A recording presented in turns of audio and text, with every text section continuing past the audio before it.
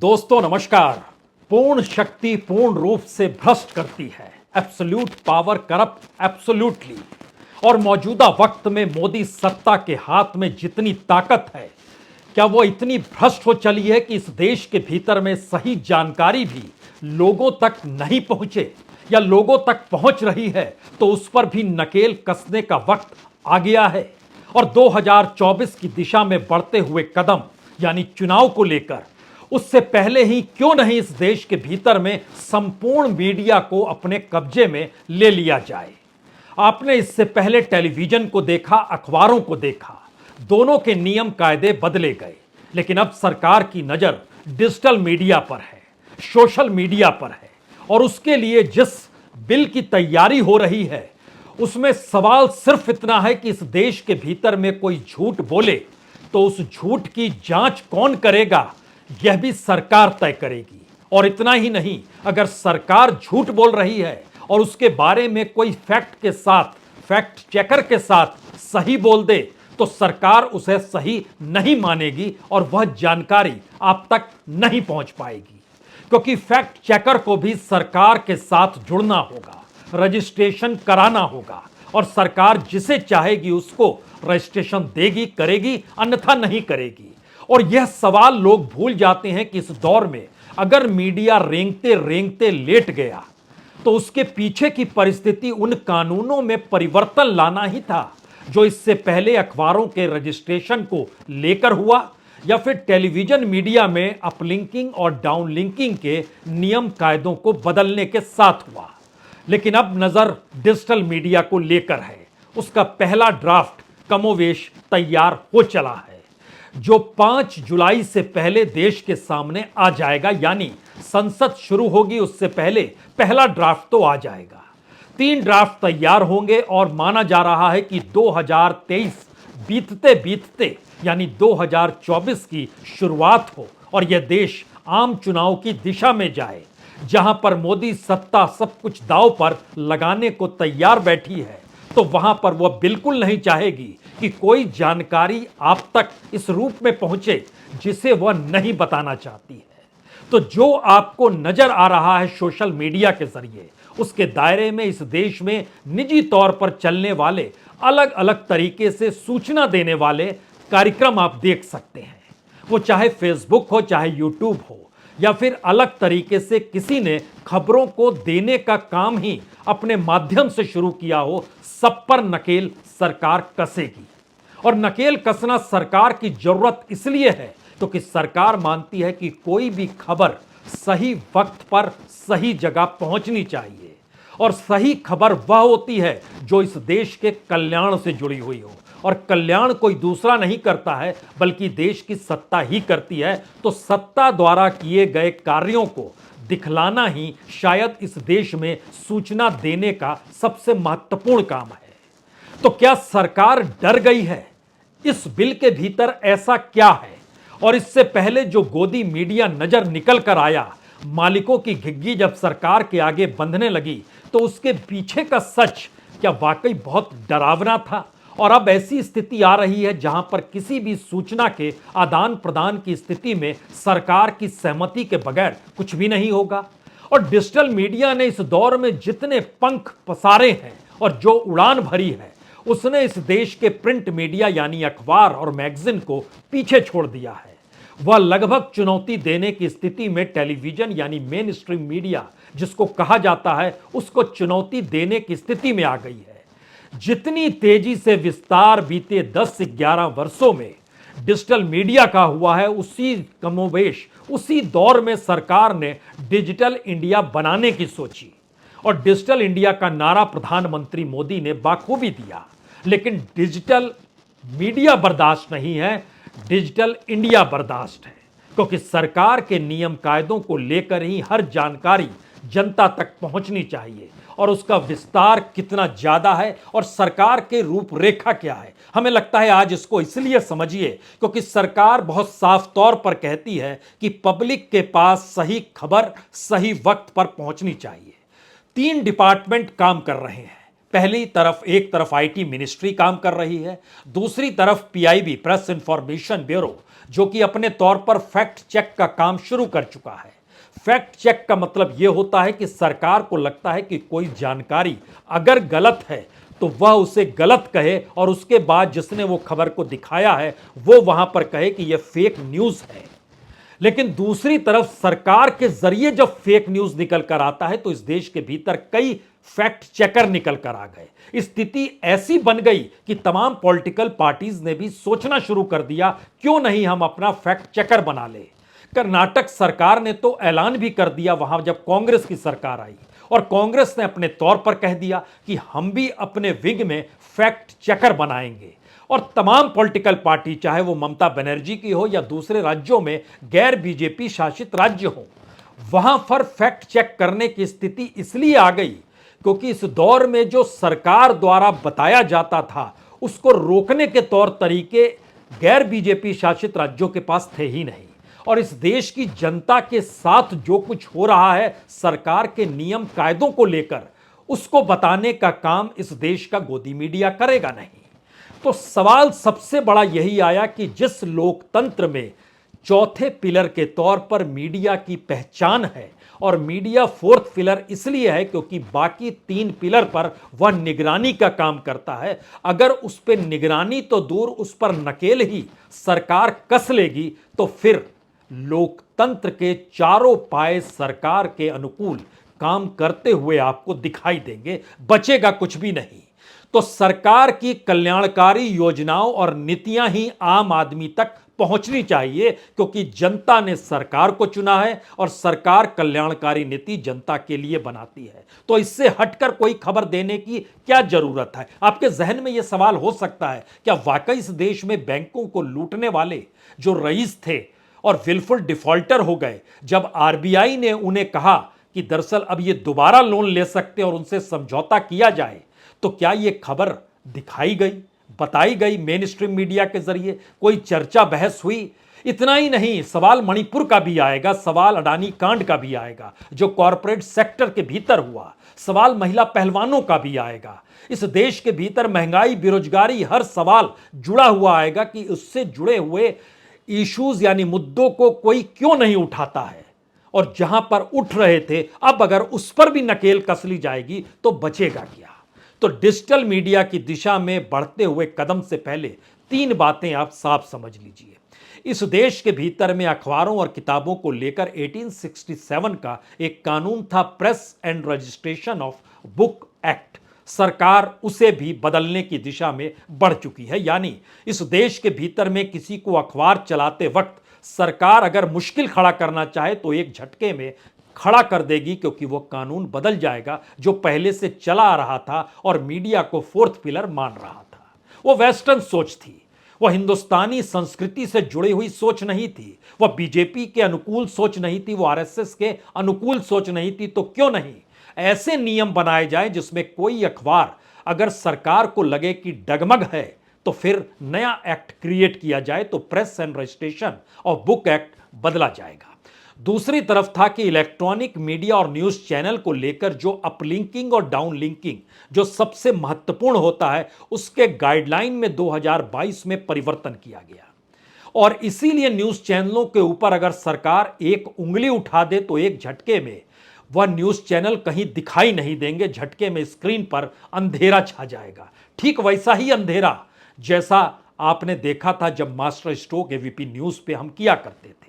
तो इस देश के भीतर में सरकार बिल्कुल समाजवादी तरीके से हर को अपने उंगलियों पर नचाना चाहती है, या सरकार चाहती है कि उसके अनुकूल ही सारी पद्धति, सारी चीजें चले।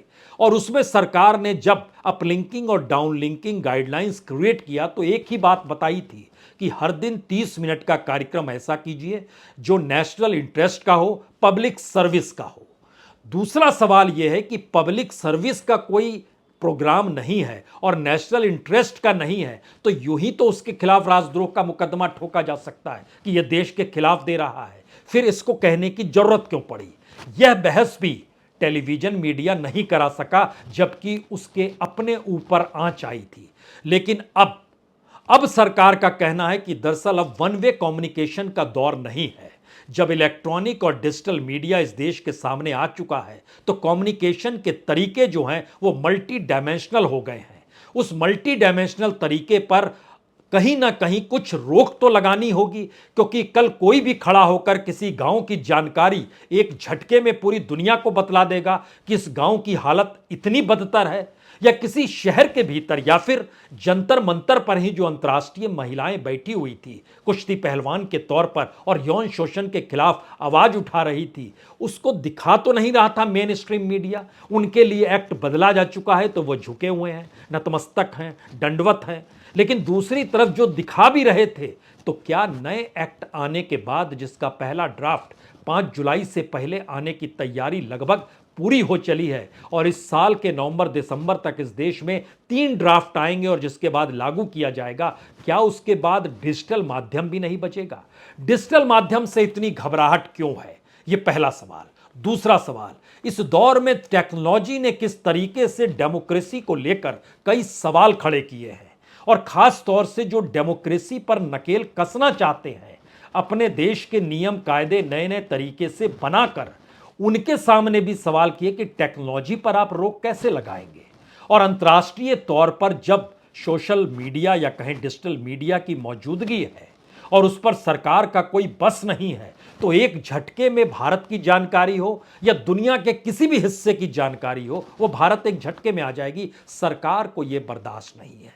सरकार यहां डरती है या घबराती है, क्योंकि मीडिया जिम्मेदारी से कार्य करें, डर और कंफ्यूजन ना करें, इस बात को वो कह तो देती है, लेकिन जिम्मेदारी से कार्य सरकार अगर नहीं कर रही है और कोई मीडिया उसे अगर बताना शुरू कर दे, तो सरकार को समझ नहीं आता है कि अरे हमें तो जनता ने चुना है, हमारे ऊपर जिम्मेदारी क्यों थोपी जा रही है। तो जो हमने कहा आपसे कि एब्सोल्यूट पावर करप्ट एब्सोल्यूटली, यानी पूर्ण शक्ति पूर्ण रूप से भ्रष्ट करती है, यह उसकी पहली कतार नए तरीके से शुरू हो गई है।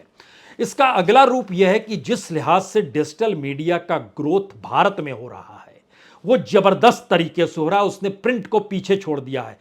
सिर्फ इससे पहले समझ लें कि 2023 में इस बरस नवंबर तक जब यह माध्यम निकल कर आएगा, तब तक जो शेयर मार्केट अभी से बताया जा रहा है वो टेलीविजन का होगा 42% मार्केट, प्रिंट का होगा 24% मार्केट और डिजिटल का होगा 30% मार्केट।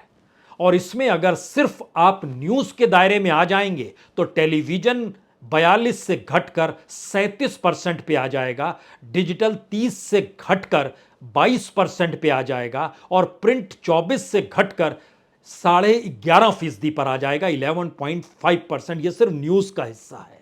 यानी प्रिंट पिछड़ चुका है, टेलीविजन अभी कुछ आगे है, इलेक्ट्रॉनिक मीडिया कुछ आगे है, लेकिन डिजिटल मीडिया की जो रफ्तार है उस रफ्तार के सामने 2030 से पहले ही डिजिटल मीडिया बहुत आगे निकल चुका होगा टेलीविजन मीडिया के आगे। और इस देश में जानकारी देना, सूचना प्रदान करना, यानी 2029 का चुनाव जो लड़ा जाएगा वो पूरे तरीके से डिजिटल मीडिया पर आश्रित होगा।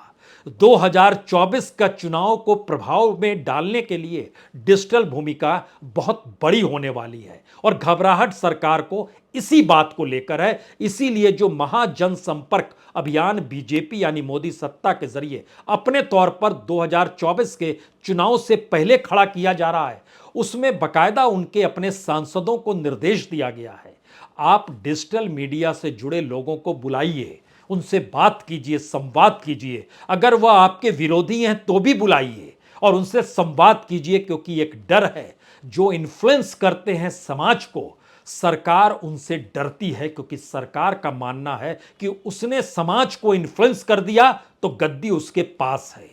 लेकिन गद्दी पास होने का मतलब जिम्मेदारी कांधे पर उठाना नहीं है। वो कोई भी क्षेत्र हो, वो सामाजिक क्षेत्र हो जहां सांप्रदायिकता ध्रुवीकरण की दिशा में बार बार बीजेपी आगे बढ़ जाती है, वो समाज के भीतर जातियों में बटे समाज के भीतर और मोटी लकीर खींचने की बात हो, या फिर इस देश के सांस्कृतिक महत्व को ही समझें या इस देश की अर्थव्यवस्था को समझें, इकोनॉमी को समझें। सरकार चाहती है कि सब कुछ गुलबुल दिखाई दे, यानी बहुत सुंदर सा दिखाई दे, और सरकार ने यह काम किया है और यह वेलफेयर स्टेट के भीतर वेलफेयर पॉलिसी के तहत किया गया है, यही बताइए हर बार। यानी इस देश के तमाम पोर्ट्स अगर अडानीज को दिए गए, तमाम हवाई अड्डे दिए गए, रेलवे में वह घुस चुके हैं, वहां का प्राइवेटाइजेशन हो रहा है, फूड कॉरपोरेशन ऑफ इंडिया के समानांतर उनके अपने गोडाउन्स बनने लगे हैं इस देश के भीतर, खादान उनके पास है, और कोई हिस्सा इस देश का बचा नहीं है जो उनको ना सौंपा गया हो, और कॉरपोरेट के हाथ में जो सारी चीजें बीते 9 बरस में सौंपी गई है, कल तक वो सरकार के पास थी तो सरकार की जिम्मेदारी थी, लेकिन अब प्राइवेट सेक्टर में दे दिया गया है, तो प्राइवेट सेक्टर की जिम्मेदारी प्रॉफिट होती है, मुनाफा होती है, और उसी दिशा से वो काम करती है। लेकिन आप जब इस रिपोर्ट्स को दिखलाते हैं तो जनता इसे समझती है कि हां, कुछ गड़बड़ी हो रही है। लेकिन अगर इस पर यह कहकर नकेल कस दिया जाए कि यह आप नहीं दिखा सकते हैं, इससे समाज में कंफ्यूजन पैदा होगा, तो आप क्या करेंगे?